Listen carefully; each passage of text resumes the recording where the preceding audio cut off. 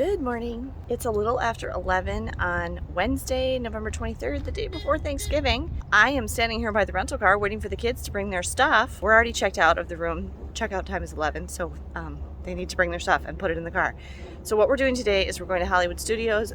We need to put all our stuff in the car, and then we're going to take the Skyliner. We're going to leave the car here. We're going to take the Skyliner over to Hollywood Studios.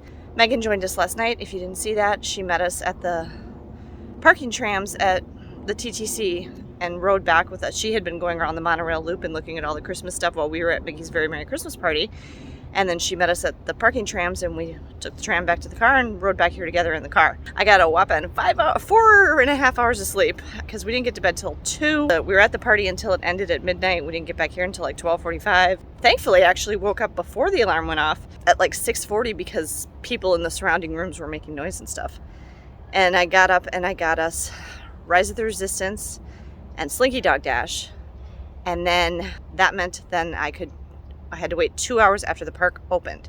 So the park opened at 8:30, so then at 10:30 I was able to grab another lightning lane, and I grabbed Mickey and Minnie's Runaway Railway. My strategy that I talked about in this video is not working very well on this trip, and I'll explain why in another video. I'm going to make another video once I get home about an alternate strategy for using Disney Genie Plus on exceptionally busy days.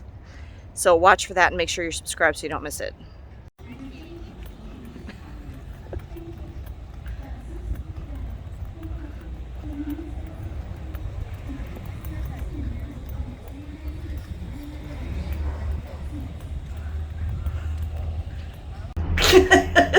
We were just discussing that we do have a wrap, and we can tell over here barely. I think this is the Mickey and Minnie's Runaway Railway wrap, which we're going to be riding today. Disney's Caribbean Beach Resort.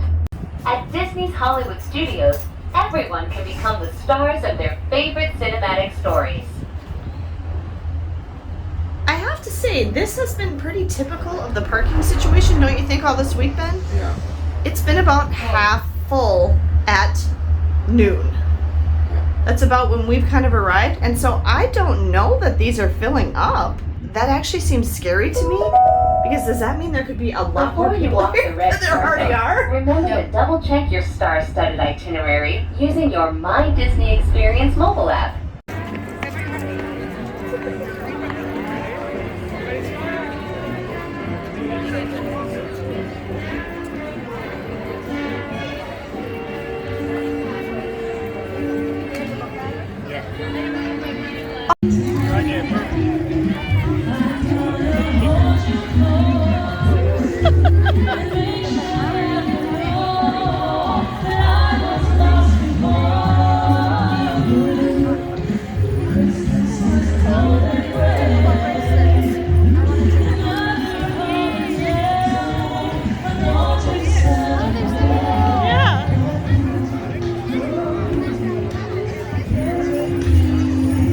We're having lunch at the Backlot Express. It is insanely busy at Hollywood Studios today. I got the chicken teriyaki bowl, which is actually quite good. The kids both got chicken tenders and fries and cheese sauce. And then they're sharing what is it? It's some sort of frozen hot chocolate. Frozen hot chocolate. Ben took a sip and he said it's like the consistency of a slushie, right? It was very hard to get a table. And there's a whole lot of like redistributing of chairs going on with people having to carry chairs all over the place. I like these trees. There's this bright gold tree, and there's this red tree. It's being hidden by this other tree. But the decorations here are actually really pretty. It's just hard to see them because of the mobs of people. We're gonna go to Muppet Vision here. We're just waiting for Megan to finish in the restroom. Okay, so far the timings worked out pretty good. We left Muppets 3D, which was very full. Oh, and we walked over here to Frozen Ever After sing-along, or not, Frozen sing-along, and we literally got in, and now they're letting us into the theater, so that worked out good. Please avoid stopping in the middle of the road so that each and every guest can find a seat, so we may all enjoy the show. Thank you for your assistance. Did just noticed that there are sign language interpreters for this show. That's kind of nice. I love this guy. What a nice voice! He loves the summertime. Oh, time! We have to hurry and finish the story. Double time, let's do it. Okay, the odd quartet of Anna, Olaf, Sven, and Kristoff make it to Elsa's ice castle on the North Mountain. Elsa tells Anna to go away and then she freezes her heart. Accidentally. When she learns of Ariel's fate. Then she sends Marshmallow after them. Anna and Kristoff almost die by jumping off a cliff, but luckily the snow softens their fall. We learn that Olaf has no skull and no bones. I don't have a skull. Or bone. Anna's hair starts to turn white, so Kristoff takes her to see the love expert. Trolls, but it was too late. Anna was getting colder by the minute, and as Bobby said, only an act of true love can thaw a frozen heart. Oh, that part gets me every we time. gotta finish the story. So they race back to Arendelle to find Hans so he can melt Anna's heart with a true love's kiss. See, true love. Nar, while all of this is going on, Hans is leading a group of men up the mountain to capture Elsa. That's not cool. No, Kristoff gets Anna to Hans, who leans in to kiss Anna and save the day Well, he when... laughs in her face. Hans is the bad guy? Wait, seriously? Yeah, he leaves Anna in a cold room to freeze to death so he can take over the kingdom. Hans is the bad guy! Yeah! Did you sleep through Arendelle History 101? Oh, no, you didn't. Elsa escapes from her prison and tries to run away across the fjord again, but Hans is in hot pursuit, while Olaf comes to Anna's rescue. Olaf convinces Anna that Kristoff and not Hans is her true love. Then, back out on the frozen fjord, Anna runs. No, she shuffles to Kristoff where she starts to freeze. Then she sees Hans about to kill her sister. She's standing there in the blizzard, torn. Does she save herself or her sister? What to do? What'd she do? Eric, what to do? Eric, what did she do? Poor Eric, What? and I have no son what she do. I didn't read this part. I know it. Can somebody look this up on the internet? No, Olaf saves the day. He stops Hans, he kicks him in the sideburns, Okay. and then he kisses Anna. That's how everybody lives happily ever after, because Some people are worth melting for. The end. the girl's wild. Give it up for the sign language interpreter. Oh, Anna. Hi, Kristoff. Hello again. Have you found your sister yet? Oh, no, well, we're still kind of looking for her. Sorry, hold on. Does everybody else feel something magical going on, or is that just me? Well, it's getting cold in here, and that can only mean one thing. Oh, I hope so. Then we can really celebrate the holidays.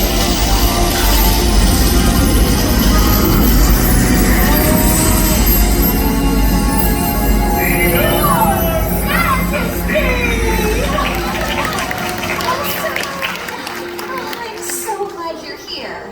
The royal historians of Arendelle have been telling our story.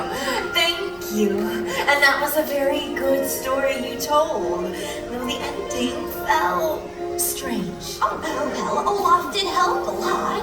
Anna, you saved our whole kingdom. It was you who saved your sister and yourself. An act of true love will thaw a frozen heart. And when we're together, it's my favorite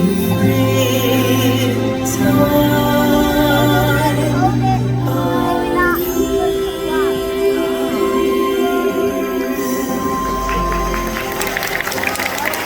May all of your holiday dreams come true. The celebration to remember. I hope you all have a warm Don't forget to enjoy your fun stew. During that time of year, Enjoy the rest of your day at Hollywood!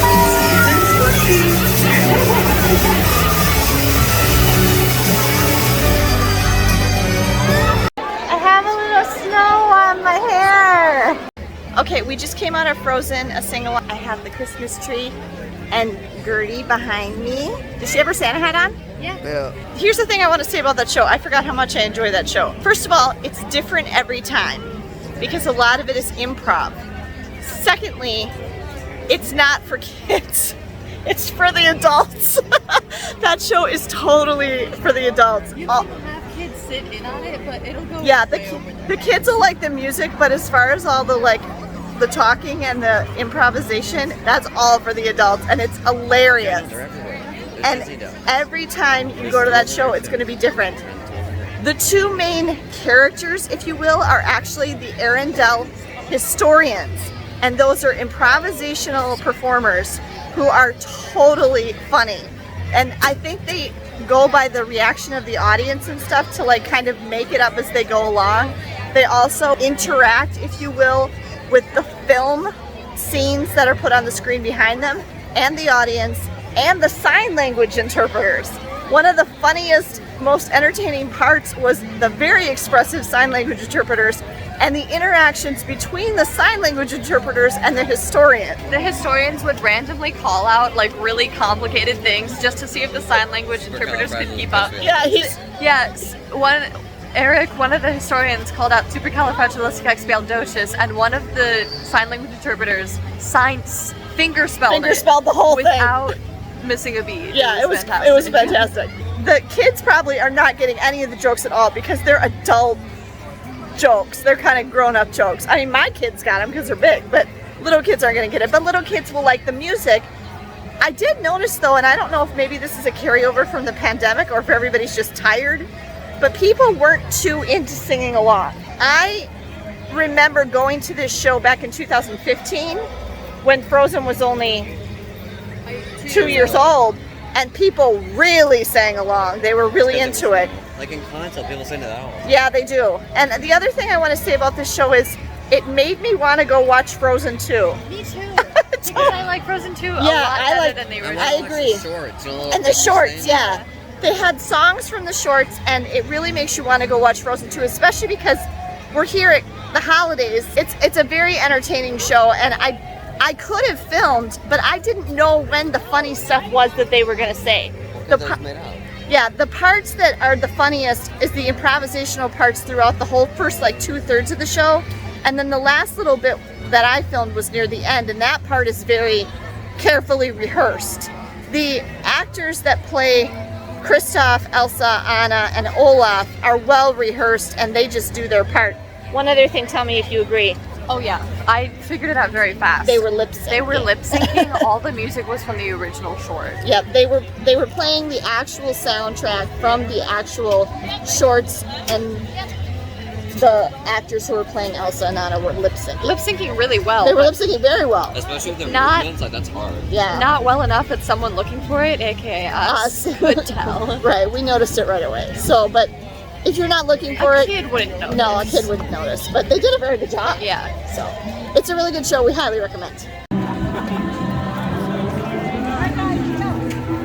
Stand by. Where's Lightning Lane? Here. 90 minutes.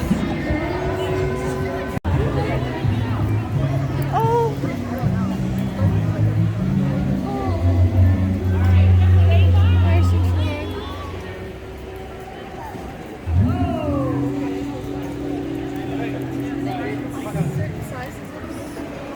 Gosh, I'm stuck. Goofy. Do they get certain sizes of squares based on how famous they are? Or maybe how big their hands are. But Harrison Ford got that huge scale. Oh, maybe. I don't know. Tiny. Carol Channing.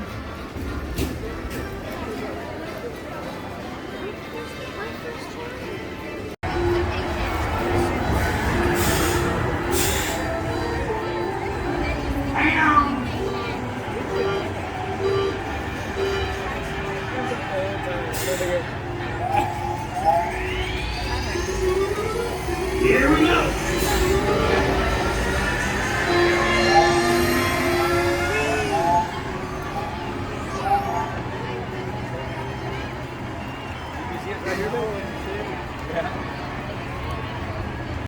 Okay, while we have a moment, because we're just a couple minutes early for our lightning lane for Slinky Dog behind me here, I want to tell you a little bit about the crowds and the pricing for today. So crowds are very heavy in Hollywood studios today, despite the fact that the parking lot was only half the full when we got here. It's a little difficult to walk around. It's the smallest of the parks in physical size, and there's a lot of stuff that people really want to do in this park. It's very popular because of Toy Story Land. It's very popular because of Galaxy's Edge. So Tower of Terror is very popular. Rock and Roller Coaster is very popular. It's a difficult, challenging park to strategize your Genie Plus strategy. And again, I'm going to make another video about this, talking about how I had to alter my strategy to deal with the heavy crowds. This week is the first time we've seen this. It happened on Monday and now again today. Disney Genie Plus was $29 each today, and that's without tax. So it was $29 each plus tax. For the three of us, it was like $96 for Genie Plus today. Then on top of that, I bought an individual lightning lane for us to go on Rise of the Resistance, and it was $25 each. And I think that's the highest we've seen an individual lightning lane at either coast, yes? So that was $75. So basically I spent an additional $175 to help us manage lines and crowds today, which is really important for me with my ankle. Yeah, at Disneyland, our Rise of the Resistance tickets were only $20 each. Yeah, and I mean, even the $5 bump up is a lot reflective of the crowds. The crowds. And also, I think we've paid as low as 10 for some stuff. Yeah, for individual lightning lanes. Yeah.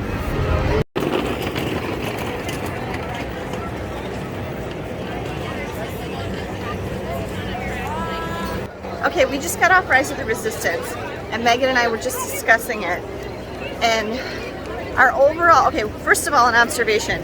When we rode it the first time at Disneyland in January, we rode it at night. And it did kind of alter the overall experience to ride it when everything was dark outside. It's fine both ways, but it's just different. Okay, we definitely had a much better experience on Rise of the Resistance at Disneyland in January. Two reasons for that. Number one, we'd been on it before, so we knew what to expect. Almost everybody around us seemed to be riding it for the very first time, and so they were very excited and wowed and amazed. I mean, it's an amazing ride, and they were scared and nervous and everything like that, but we knew what was going to happen in what order, so that kind of takes away from the ride experience a little bit because you know what's going to happen. Okay, second thing, something definitely went wrong. There was some kind of delay. I almost wonder if they had to shut down and reset the ride, because in the part right before we're rescued by the Resistance from the little room they have us locked in, we were stuck in that room for a really long time, and I was actually starting to get quite anxious. We were standing in that room for, I don't know, it was like 15 minutes. And I was literally starting to wonder, did they forget we're in here? That's not normal. That wasn't supposed to happen. And I think something had happened with the ride at that point, and there was something going wrong. They did finally eventually come in, you know, through the wall like they do to get us, but it was a very long time, and we were actually looking around to see if there was some kind of like communication button or something to push to talk to someone, because we were getting really concerned because they left us there so long. And then when we came out, that's when you get into your trackless ride vehicle at that point. And when our ride vehicle started moving, we noticed that all the other trackless ride vehicles were empty. So they had obviously unloaded everybody ahead of us. And then in that delay while we were locked in that room, something happened with the ride. So it kind of detracted from the experience a little bit, because that wasn't supposed to happen, and it actually didn't feel very good to be locked in there like that. And you could tell people were kind of getting nervous, like they didn't, like, is this supposed to be this long, and stuff like that. So, and then at the very end of the ride, when we get back to here, there was another big delay. We were kind of stacked up at the end, waiting for quite a while, just sitting in our vehicle. Overall, what do you guys know about this? I mean, I hear a lot about continuity and like B mode type, what's the word I'm trying to think of, like where everything's not working as it should here at Walt Disney World at Hollywood Studios for Rise of the Resistance, but I haven't necessarily heard about that at Disneyland. And the ride opened at Disneyland first. And does anybody know, like, what's the deal? Is there a story there? Like, why does it have so many issues here in Florida? Does it ever have the issues in California, or does that one run pretty seamlessly? So just curious.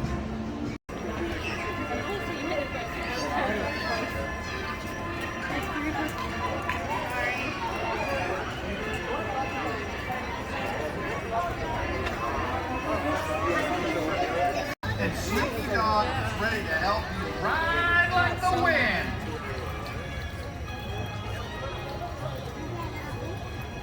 You want to get a picture with Toy Story Land? There was a long line here.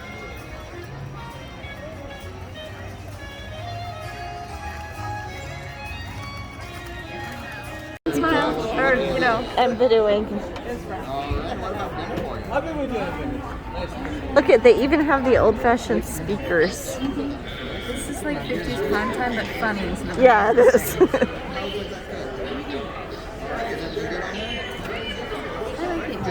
I know, I always thought the atmosphere here was really fun. This is what, even when I was a kid, they had this before movies. That's great. Yeah.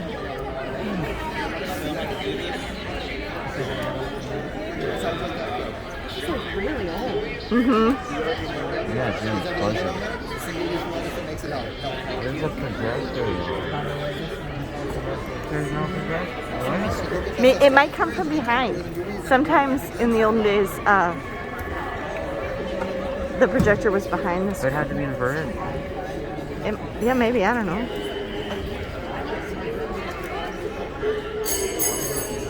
And see, it's just like where you would go to get your concessions at the back. Oh, it's Walt Disney. Thank you. Okay, we have arrived at Port Orleans French Quarter. It's very lovely. It's about 10 o'clock at night. And it's a very pretty resort. And we found our room.